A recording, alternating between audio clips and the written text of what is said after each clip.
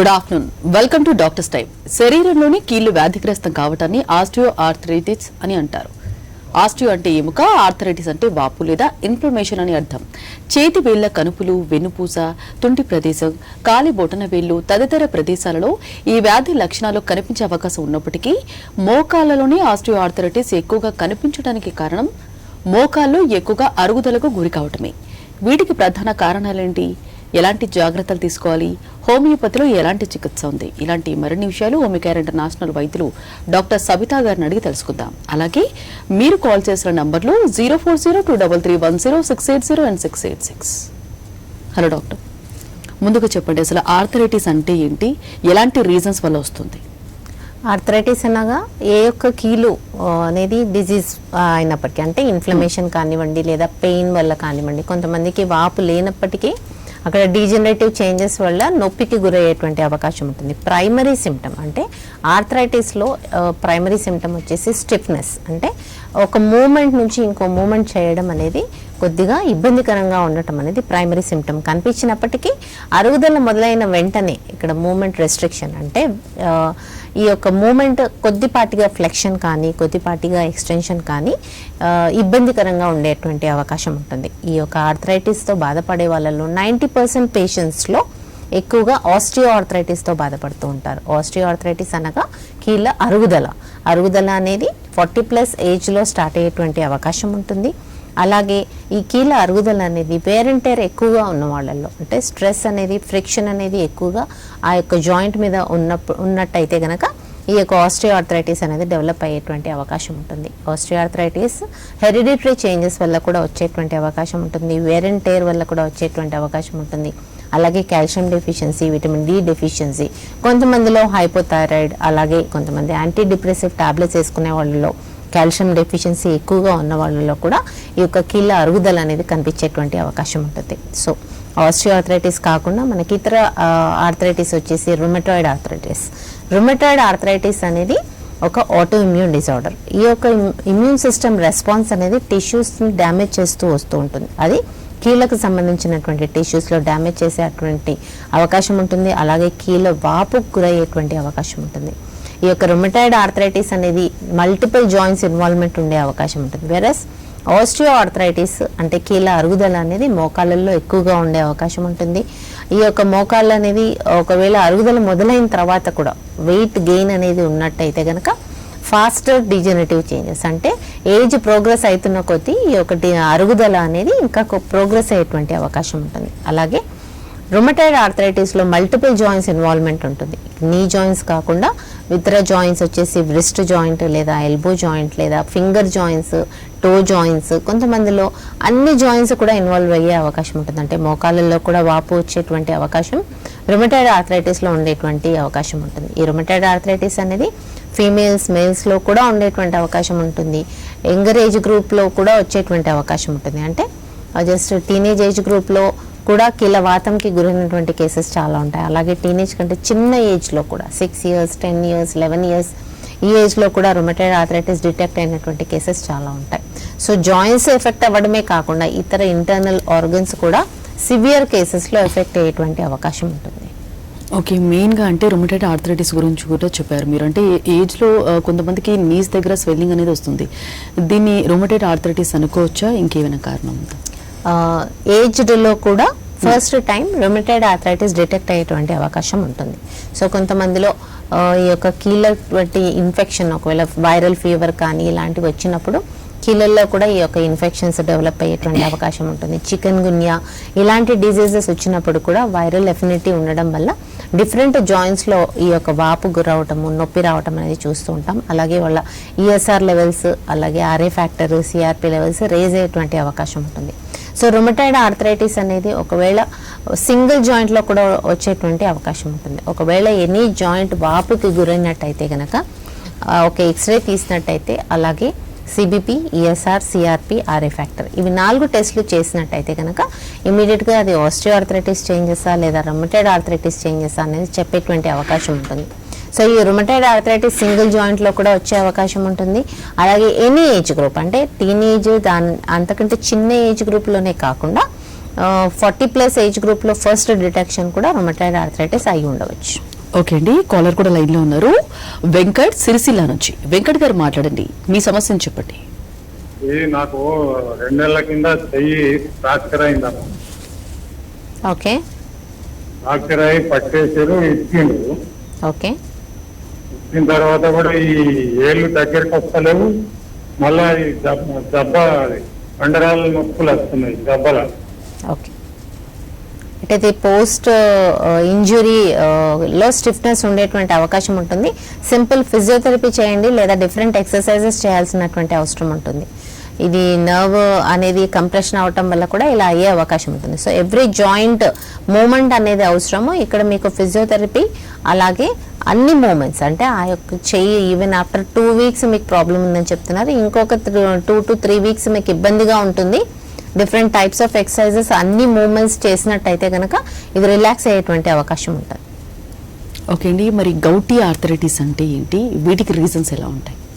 Usually మనం rheumatoid ఆర్థరైటిస్లో ఎలాగైతే infection అనేది మనం అనుకున్నామో, వేరేస్ గౌటీ ఆర్థరైటిస్లో మాత్రం సీరం యూరిక్ యాసిడ్ లెవెల్స్ అనేది రక్తంలో పెరిగినట్టయితే కనుక డిఫరెంట్ జాయింట్స్లో ఈ యొక్క పెయిన్ రావడం, వాపు రావడం అనేది చూస్తూ ఉంటాం. సో ఫింగర్ జాయింట్స్లో కానీ single finger joint or single toe జాయింట్లో కూడా ఇది ఎఫెక్ట్ అయ్యేటువంటి అవకాశం ఉంటుంది. సో యూరిక్ యాసిడ్ క్రిస్టల్స్ అనేది ఆ యొక్క జాయింట్లో డిపాజిట్ అవ్వటం వల్ల విపరీతమైన పెయిన్కి గురవుతూ ఉంటారు. నార్మల్ మూమెంట్ కూడా లేనటువంటి అవకాశం ఉంటుంది. సో ఇక్కడ పూర్తి ఆ యొక్క పెయిన్ అనేది సివియర్ ఉండటం వల్ల నార్మల్ యాక్టివిటీ చేసుకోలేకపోతారు. సో కంపల్సరీ పెయిన్ కిల్లర్స్ అలాంటివి వేసినట్టయితేనే వాళ్ళు నార్మల్ యాక్టివిటీ చేసుకునేటువంటి అవకాశం. సో గౌటీ ఆర్థరైటిస్లో ఉన్నటువంటి సివియారిటీ అంటే అక్యూట్ కేసులో రిపీటెడ్గా ఈ యొక్క ప్రాబ్లం అనేది రిపీట్ అయ్యేటువంటి అవకాశం ఉంటుంది. సో ఆన్ అండ్ ఆఫ్ ఒకవేళ సీరం యూరిక్ యాసిడ్ మీరు చెక్ చేసుకున్నట్టయితే కనుక అబౌవ్ 6 ఉన్నట్టయితే కంపల్సరీ ఈ యొక్క ప్రాబ్లం వచ్చేటువంటి అవకాశం ఉంటుంది. So serum uric acid levels నార్మల్గా ఉండేటట్టుగా డైట్ తీసుకోవటము, అలాగే యూరిక్ యాసిడ్ లెవెల్స్ ఎందుకు పెరుగుతున్నాయి, అసలు కారణాలు ఏంటి అనేది చెక్ చేసుకుంటూ దానికి ట్రీట్మెంట్ ఇవ్వడం జరుగుతుంది. ఓకే అండి, మరి పాలీ ఆర్థరైటిస్ అంటే ఏంటి, వీటికి ఎలాంటి రీజన్స్ ఉంటాయి, అలాగే లక్షణాలు? పాలీ ఆర్థరైటిస్ అనగా single joint or more than 5 జాయింట్స్లో ఈ యొక్క ఇన్ఫెక్షన్ కానీ వాపు కానీ ఉన్నట్టయితే కనుక మనం దాన్ని పాలీ ఆర్థరైటిస్ అంటాం. పాలీ ఆర్థరైటిస్ అనేది మనకి మెయిన్గా వచ్చేసి రుమటాయిడ్ ఆర్థరైటిస్లో లేదా ఎస్ఎల్ఈలో లేదా గౌటీ ఆర్థరైటిస్లో ఇలాంటి ప్రీడిస్పోజన్ అంటే లేదా కొంతమందిలో సొరియాటిక్ ఆర్థరైటిస్లో కూడా మల్టిపుల్ జాయింట్స్ ఇన్వాల్వ్మెంట్ ఉండే అవకాశం ఉంటుంది. So more than 5 joints involve అయినటువంటి కేసుని మనం పాలీ ఆర్థరైటిస్ అంటాము. అలాంటి కేసెస్లోనే మనం CBP, ESR, RA factor, CRP levels ఇవన్నీ చెక్ చేస్తూ సివియారిటీ ఆఫ్ డిజీజ్ చూసుకుంటూ దానికి సంబంధించినటువంటి కాంప్లికేషన్స్ రాకుండా ఉండేటట్టుగా ట్రీట్మెంట్ ఇస్తూనే మీకున్నటువంటి ఈఎస్ఆర్ లెవెల్స్ తగ్గించుకుంటూ సివియారిటీ ఆఫ్ డిజీజ్ని తగ్గించడం హోమియోపతి కాన్స్టిట్యూషనల్ ట్రీట్మెంట్తో సాధ్యమవుతుంది. రుమటాయిడ్ ఆర్థరైటిస్ కూడా స్టార్టింగ్ స్టేజెస్లో వచ్చినట్టయితే కనుక చాలా ఈజీగా ఈఎస్ఆర్ లెవెల్స్ని నార్మల్కి తీసుకొచ్చినటువంటి కేసెస్ చాలా ఉన్నాయి. ఓకే అండి, మరి జువెనైల్ ఆర్థరైటిస్ అంటే ఏంటంటారు? Juvenile arthritis is nothing but below 10 yearsలో వచ్చినటువంటి కేసెస్లో మనం జువెనైల్ ఆర్థరైటిస్ అంటాం. ఈ యొక్క కేసెస్లో మెయిన్గా వచ్చేది rheumatoid arthritis. Rheumatoid arthritis 10 years, 6 years, 5 years పిల్లలలో కూడా ఈ యొక్క ఆర్థరైటిస్ డెవలప్ అయ్యేటువంటి అవకాశం ఉంటుంది. ఈ యొక్క ఆర్థరైటిస్లో సివియారిటీ అనేది వేరీ అయ్యే అవకాశం ఉంటుంది. కొంతమందిలో ఈఎస్ఆర్ లెవెల్స్ 10 ఉండాల్సినటువంటి ఈఎస్ఆర్ లెవెల్స్ 30, 40 ఉండేటువంటి అవకాశం ఉంటుంది. కొంతమందికి 100+ కూడా ఉండేటువంటి అవకాశం ఉంటుంది. సో ఇలాంటి కేసెస్లో ఇంటర్నల్ ఆర్గన్స్ కూడా ఎఫెక్ట్ అయ్యేటువంటి అవకాశం ఉంటుంది. ఈ మజిల్స్ టిష్యూస్ అనేది హార్ట్కి చుట్టూ ఉన్నటువంటి మజిల్స్ టిష్యూస్లో కూడా వాపు గురయ్యేటువంటి అవకాశం ఉంటుంది బికాస్ ఆఫ్ ఇన్ఫెక్షన్.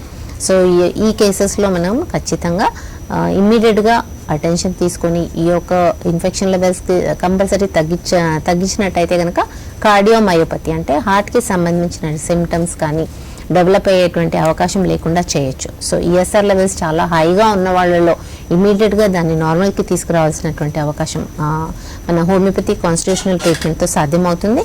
ఈ యొక్క ఈఎస్ఆర్ లెవెల్స్ చాలా ఎక్కువ ఉన్న వాళ్ళలో వేరే ఇంటర్నల్ అంటే నెఫ్రోపతి కూడా డెవలప్ అయ్యేటువంటి కేసెస్ చాలా చూస్తుంటాం.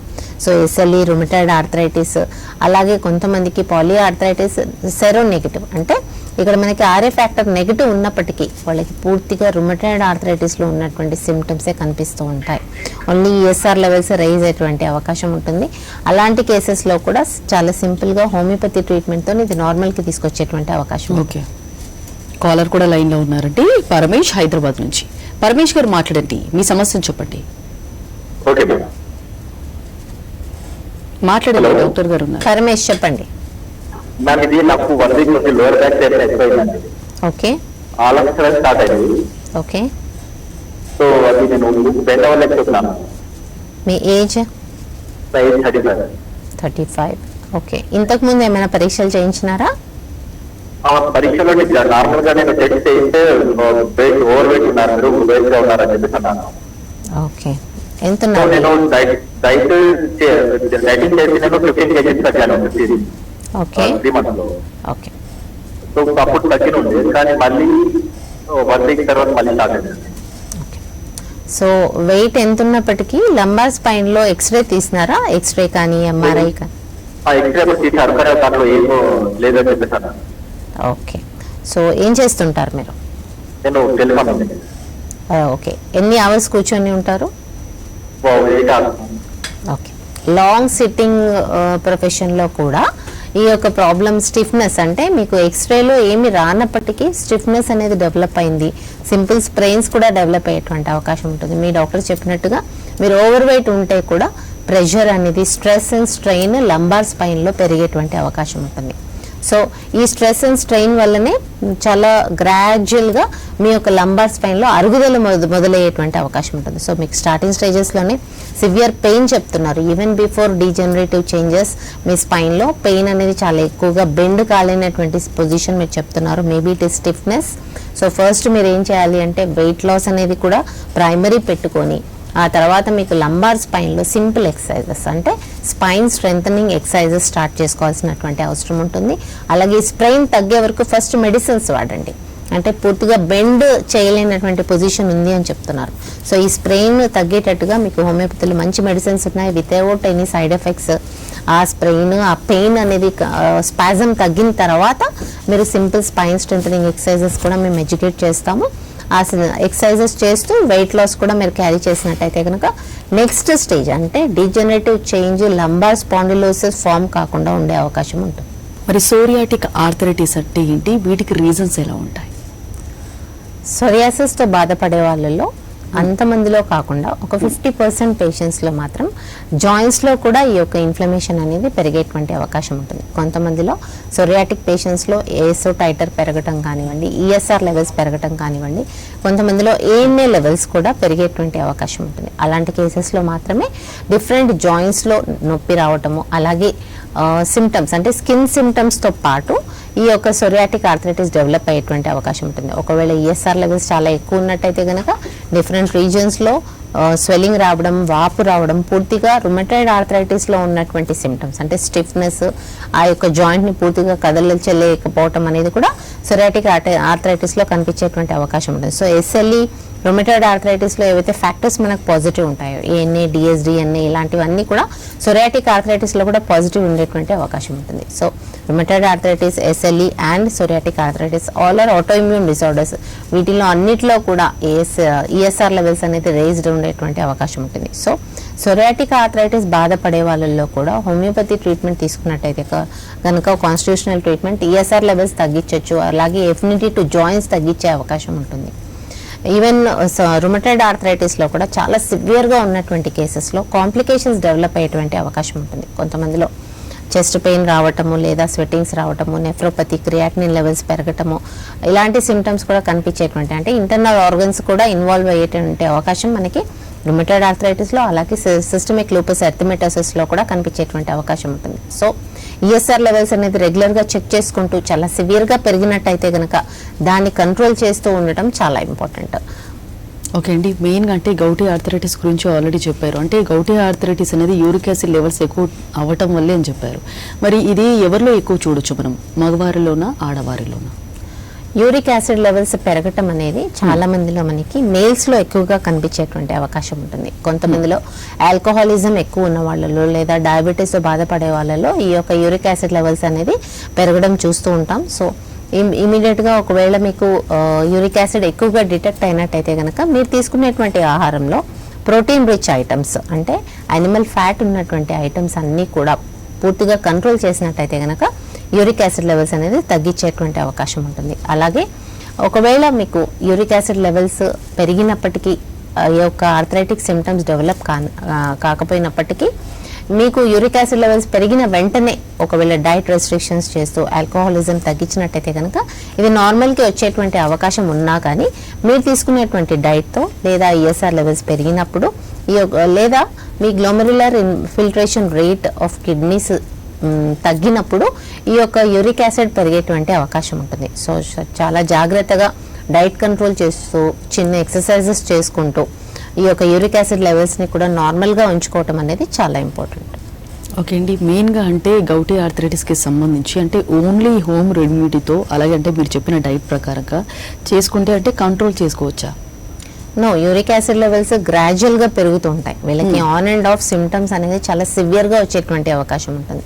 అంటే even though uric acid levels అనేది చాలా హై లేకపోయినప్పటికీ సివియారిటీ ఆఫ్ సిమ్టమ్స్ అనేది చాలా ఎక్కువ ఉంటాయి. అంటే వన్స్ ఒక్కసారి వాళ్ళకి పెయిన్ వచ్చినప్పుడు సివియారిటీ చాలా ఎక్కువగా ఉంటుంది. ఆ యొక్క జాయింట్ అనేది serum uric acid crystals deposit అవ్వటము, ఆ యొక్క నొప్పి తగ్గడానికి వాళ్ళకి 5 to 6 days సివియారిటీ ఎక్కువగా ఉండటం వల్ల వాళ్ళు నార్మల్ యాక్టివిటీ కూడా చేసుకోలేకపోవడం అనేది చూస్తుంటాం. ఫీవర్తో పాటు సివియర్గా ఈ యొక్క పెయిన్ రావటము అనేది చూస్తుంటాం. సో ఇది రిపీటెడ్గా వచ్చినట్టయితే కనుక వాళ్ళకి day to day career oriented కానీ అకాడమికలీ కానీ పూర్తిగా డిస్టర్బ్ అయ్యేటువంటి అవకాశం ఉంటుంది. సో అందువల్లనే యూరిక్ యాసిడ్ లెవెల్స్ అనేది గ్రాడ్యువల్గా ఒకవేళ చాలా మందిలో మేము చూస్తూ ఉంటాం 11, 10 ఇలా ఉన్న వాళ్ళల్లో కూడా గ్రాడ్యువల్గా తగ్గించుకుంటూ 4, 5 వరకు తీసుకొచ్చినట్టయితే కనుక ఈ యొక్క సిమ్టమ్స్ అనేది రిపీట్ కాకుండా ఉండేటువంటి అవకాశం ఉంటుంది.